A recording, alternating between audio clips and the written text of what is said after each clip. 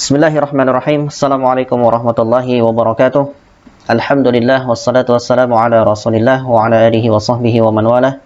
Ya ayyuhalladzina amanu taqullaha haqqa tuqatih wa la tamutunna illa wa antum muslimun. Alhamdulillah, para ikhwan dan akhwat sekalian, bertemu lagi pada pertemuan yang ketiga. Insyaallah kita akan langsung membahas tentang hukum nun sukun dan tanwin.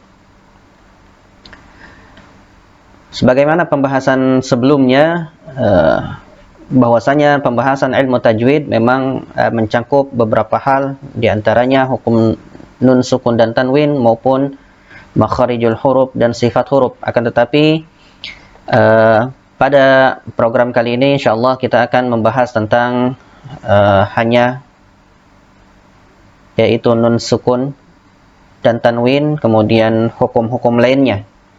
Adapun makharijul huruf dan sifat huruf insyaallah akan kita bahas pada pembahasan selanjutnya setelah selesai insyaallah. Baik, kita langsung saja pada pembahasan kita kali ini, yaitu tentang hukum nun sukun dan tanwin. Hukum nun sukun dan tanwin sebagaimana disebutkan dalam yaitu Tuhfatul Atfal, ya, terbagi kepada 4 bagian, ya. Yang pertama yaitu izhar, kemudian idgham, iqlab, dan ikhfa. Ya. Izhar artinya jelas, idgham artinya memasukkan atau masuk, iqlab ini yaitu mengganti bunyi huruf ke dalam ataupun mengganti huruf nanti sehingga suara seperti bunyi huruf mim, ya. Ikhfa yaitu samar. Adapun idgham ini akan dibagi kepada 2 bagian, yaitu bi gunnah dan bila gunnah. Baik, untuk pembahasan kali ini kita akan coba yaitu membahas tentang salah satu dari hukum nun sukun dan tanwin ini, yaitu izhar. Izhar secara bahasa yaitu jelas. Adapun secara istilah adalah apabila ada nun mati atau tanwin bertemu dengan salah satu huruf izhar yang 6 ini, maka cara bacanya yaitu jelas, yaitu nun sukun dan tanwin dibaca jelas. Adapun huruf-hurufnya yaitu ada 6. Yang pertama adalah hamzah, ha, kha, ain, wa, dan ha. Kita berikan contoh satu persatu. Untuk hamzah, kita lihat di sini bagian yang berwarna merah. Di sini yang terdapat yaitu tanwin. Tanwin fathah bertemu dengan hamzah sehingga dibacanya jelas. Tayran, tayran, tidak tayran tapi tayran ababil. Tayran ababil. Kemudian di sini nun sukun bertemu dengan hamzah, dibaca man, jelas, tidak mal, akan tetapi dibaca jelas, yaitu man amana, man amana. Kemudian huruf selanjutnya yaitu huruf ha. Di sini terdapat nun mati bertemu dengan ha, dibaca jelas. Min hama'in, min hamain, min hamain. Baik, untuk selanjutnya, kemudian di sini ada yaitu tanwin bertemu dengan huruf ha, ya. Ghafurun dibaca jelas, tidak dibaca ghafurun, tetapi ghafurun halim, ghafurun halim. Kemudian berikutnya yaitu huruf kha, ya. Di sini bisa dilihat terdapat tanwin bertemu dengan huruf kha. Kalimatin khabithah.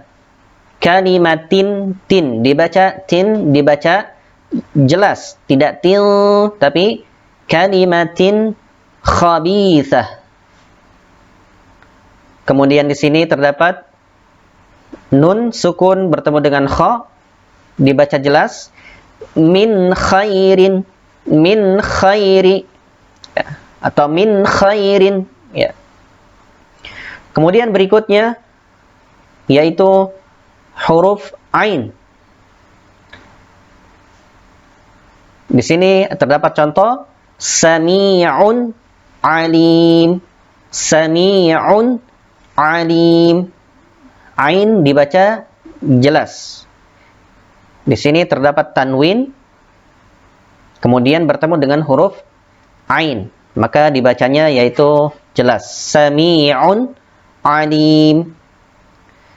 Kemudian berikutnya yaitu nun sukun bertemu dengan ain, maka dibaca jelas juga, min alaqa, min alaqa. Baik, demikian. Kemudian berikutnya yaitu huruf yaitu gha. Di sini terdapat yaitu tanwin bertemu dengan huruf gha. Dibaca jelas, haliman ghafura. Haliman, tidak mal, tetapi haliman ghafura. Kemudian di sini terdapat nun sukun bertemu dengan gha, min ghislin, min ghislin. Berikutnya yang terakhir yaitu huruf ha. Di sini terdapat contoh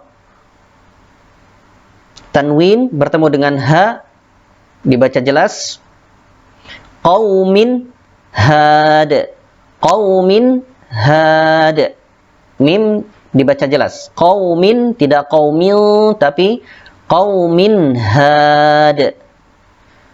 Kemudian di sini juga terdapat nun sukun bertemu dengan huruf ha, dibaca jelas, min had, min had.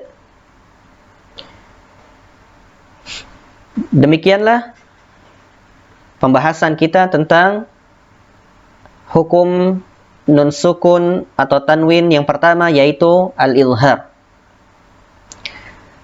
Bagi para ikhwan dan akhwat sekalian, hendaknya ini dipraktekkan ketika kita menemukannya di dalam Al-Quran, dan senantiasa mempraktekkan ini sebisa mungkin dan semaksimal mungkin. Sesering mungkin, banyak latihan, karena dengan banyaknya latihan insya Allah kita akan terbiasa dan cepat mengingatnya. Demikian pembahasan kita kali ini. Insya Allah pada pembahasan selanjutnya kita akan mempraktekkan daripada yaitu izhar ini. Demikian, subhanakallahumma wa bihamdika asyhadu an la ilaha illa anta astaghfiruka wa atubu ilaik.